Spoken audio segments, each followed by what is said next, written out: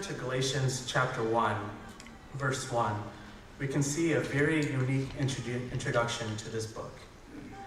I'll read it out loud. It says, Paul, an apostle, sent not from men, nor by a man, but by Jesus Christ and God the Father, who raised him from the dead. Paul is the person that I'm reflecting on, the person whose purpose was changed and flipped to a whole new meaning. He says that he is not only that he is an apostle sent not from man, nor by man, but by Jesus Christ. He received his mission and purpose not from a man, meaning he did not learn about the gospel from another person, another apostle, another believer. He was not also sent by man to fulfill God's work. He was called by a higher power. He was sent by Jesus Christ himself to go spread the gospel. So you see that from the beginning, Paul is distinguishing himself on how he was called to do the work. He goes on into the gospel of the first chapter, reprimanding the people of Galatia for falling away from the faith they so closely hung on to at a time. He calls them out and reminds them of the faith they were first taught and calls them to turn back. And then I specifically want to look at verses 11 to 16, where he describes the gospel he now proclaims. He says, I want you to know, brothers and sisters, that the gospel I preach is not of human origin. I did not receive it from any man, nor was I taught it. Rather, I received it by the revelation from Jesus Christ. For you have heard of my previous way of life in Judaism, how intensely I persecuted the church of God and tried to destroy it. I was advancing in Judaism beyond many my own age. Among my people, I was extremely zealous for the traditions of my fathers. But when God, who set me apart from my mother's womb and called me to by his grace, was pleased to reveal his Son in me so that I might preach him among the Gentiles, my immediate response was not to consult any human being. He proclaims that this gospel is not made by any man. He did not gain it from human hand. He was not taught in the ways of the gospel, but he obtained the truth from a revelation from Christ. The famous revelation that we have all heard about on his way to Damascus. In Acts chapter 9, he was thrown off from his horse and he was blinded by a light that called out to him. He then traveled to Damascus and was met by Ananias, who placed his hands on him, and Paul was changed from that moment on. Paul had a purpose initially. Merriam-Webster defines purpose as something set as an objective or an end to be obtained. He had a purpose that he was seeking initially. He had an objective that was laid out for him from the start. He describes in verse 13 and 14 about how he lived his life. He says, for you have heard of my previous way of Judaism, how intensely I persecuted the church and tried to destroy it. I was advancing in Judaism beyond many my own age, and he was very zealous for the traditions of his father. So he's describing how he lived his life as a Jewish man. He was brilliant in comparison to the others, and he was advancing beyond anyone else. In Acts 22, he describes his teachings under Gamaliel, a devout Pharisee, a man who many people hold as a very important person in the Jewish community. He was zealous for his father's Jewish traditions.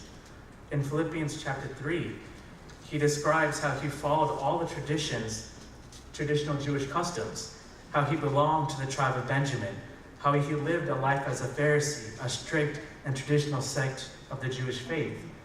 If you were to list out all of Paul's accomplishments and his previous accomplishments, you think this man was fulfilling a great purpose and that he is on his way for remarkable things. However, in Philippians chapter 3, Paul now claims all these things as a loss. He considers them garbage that he may have gained Christ. He learned that on that road to Damascus and that encounter with Christ was everything. Everything he had accomplished with the old purpose was for naught and was for a loss, because he found something greater to behold and a greater purpose in store for him. Galatians 1:23 perfectly describes his transformation and his new purpose.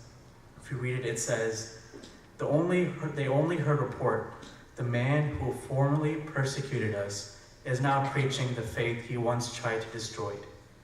The purpose he initially had of destroying the church was flipped and changed, where he had a new purpose of spreading the gospel to the Gentiles. how great God can be to use a man who had all these accomplishments, flipped him on his side and said, you are going to do my work. He called him out on that road and said, you will do my work because I've called you and I've seen you from your mother's womb. This is the purpose I have for you. So Paul went from being a devout and zealous Jewish Pharisee to becoming a messenger for the Gentiles. His purpose was transformed and changed when God moved into his life, and he went from persecuting to the Christians to preaching the gospel to everyone he could. So I stated before that I was going to tell you my purpose statement that I had created for myself, and here it is. My purpose is to serve. I seek to serve and seek to combine the personal and professional aspects of my life into a shared purpose of serving others. This can be through serving patients, families, friends, elders, and strangers. And I realize my purpose is to serve. The act of service to me is being able to give everything you can. And when I thought of that as a person in the medical field, it means serving my patients, giving them all that I can, seeing into their needs. But as a person and as a Christian, my purpose to serve means to serve God with everything that I can. Combining those two aspects into the one being of service. Service in my professional life and service into my personal life. Combining those together to make the person who I am. So this can be thought through serving. I realize my purpose is to serve. I serve to seek God with everything I do. And I want to serve through the words and actions of my life. The reason I say that I want to combine both aspects of my life is because I want people to see both aspects. When they see that person walking into their room to help them with whatever they may need, I want them to see the person who also has Christ in their lives. The purpose to serve those people and also to serve Christ cannot be separate. They must be combined. You cannot serve one God and another God. God will not accept that. He says either you are hot or you're cold. If you're lukewarm, I'm going to spit you out of my mouth. So the act of having that defined purpose and helps me to strive forward. And I remember a few weeks ago when Bibin Chachin spoke during our Bible study, he spoke to us about the parable of salt and how salt has a purpose, it has a use. But if it no longer is purposeful for anything, it's not even useful to be thrown on the manure piles to be trampled under people's feet. And so I took those words to my heart when I thought about that parable and how salt has a purpose. But if I don't have a purpose in my life, and I don't have a purpose of seeking after God and doing his work, my life has no meaning. And so my purpose in life is that people should see the Christ in me wherever I go.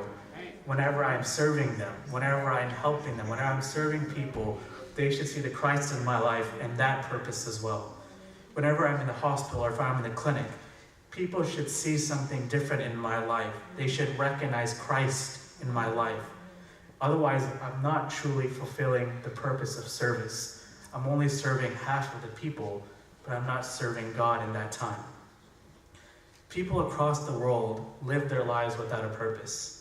They have no specific reason why they do things. They just go with the flow, as people say. I'm just going with the flow. And you see that in the world when you walk around. People, you can see the sadness, you can see the depressed nature of people's lives when you look around. They don't have a purpose. They're just wandering around doing things for the sake of doing things. And you look at them and you wonder why. Why are they so devoid of happiness? Why are they so sad? It's because they don't have the purpose. They don't have God. They don't see the purpose that he has for them in their lives. That's where my purpose statement of serving others comes into play. Serving others and seeing the need that they have. If I can serve others and help them in any way that I can, and help them see the love of God in their lives, that's my service to them. That's my service to God. That's my service to people. Every time I go into a patient's room, I always go there with the aspect of helping them as a physical therapist, to help them with whatever they need, whether they're getting up, moving around. But at the end, I can still see sometimes when I walk in their rooms, they have this sadness over their eyes. They're depressed. They're there and they seem like they have no hope in their lives. And so I look at them and I wonder, what can I do for them? So every time before I leave that room, they say thank you, and I say, I'm praying for you. When I come home, I sit there and I pray for each of my patients that I've seen that day. I pray for their well-being. I pray that God may use me in any way He can to impact their lives.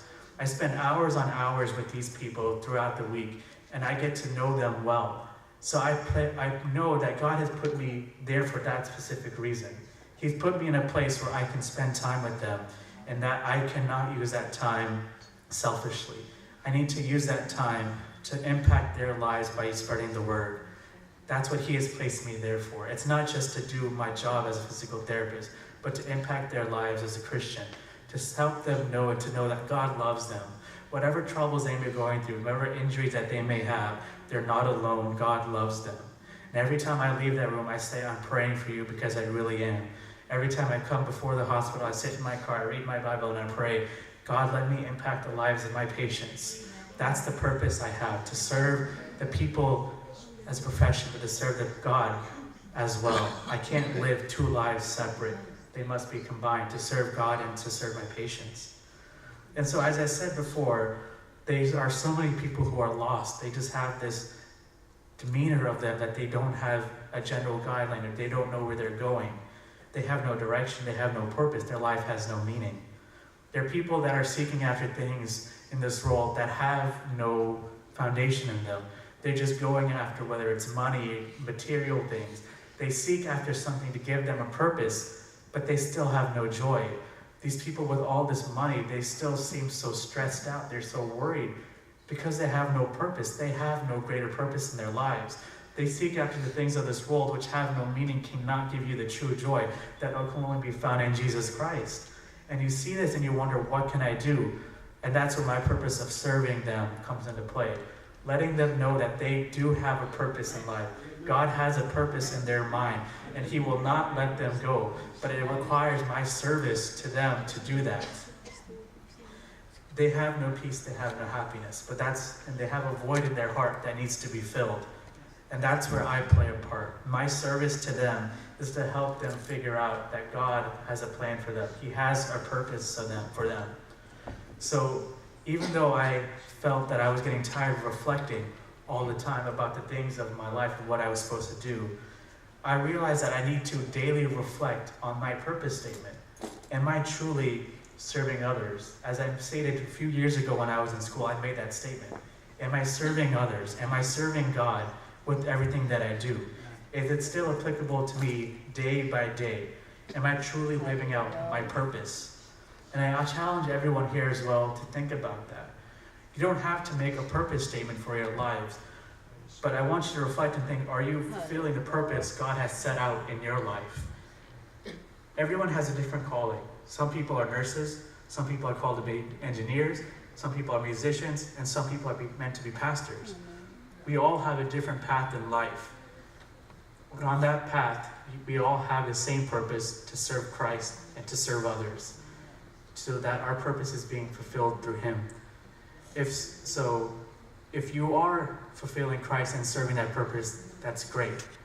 But if you feel that you are not, reflect. Think on, what am I doing or what am I not doing that is not providing that service to God? Am I living out my purpose of bringing His kingdom forward, spreading His word, and bringing people to know Him more? It is important we live our lives with a purpose, so that we have an objective to work towards, something that we are looking forward to attain. We all have a general goal and purpose in life, to be with Him in heaven. That is our ultimate goal, to be with God in heaven, to worship with Him forever. But that's not our only purpose in life. We have to bring that purpose to others, to help them see that light, to bring them that joy and happiness that we have in our lives. Because we have an ultimate goal, to be with Him in heaven. So we have to bring others and to have that purpose in our lives as well, to seek after Him and to bring others to know Him as well. May God bless you with these words.